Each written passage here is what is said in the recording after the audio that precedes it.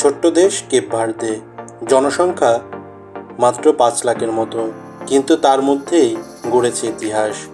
ছোট্ট এই দ্বীপদেশটি প্রথমবারের মতো জায়গা করে নিয়েছে ফুটবল বিশ্বকাপে। জনসংখ্যা হিসেবে কেপ ভার্দে বিশ্বকাপের মূল পর্বে খেলার সুযোগ পাওয়া দ্বিতীয় ক্ষুদ্রতম দেশও বটে।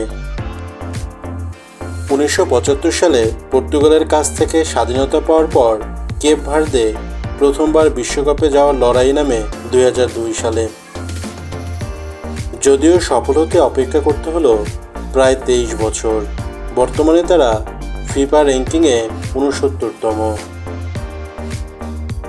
কেপ ভার্দের বর্তমান দলে ইউরোপের শীর্ষ 5 লিগে খেলা খেলোয়াড় নেই। বাছাই পর্বে দলের সর্বোচ্চ গোলদাতা নেদারল্যান্ডসে জন্ম নেওয়া ফরোয়ার্ড লিভরেমান্তে, তিনি খেলেন পর্তুগিজ লিগের ক্লাব কাসাপিয়ায়।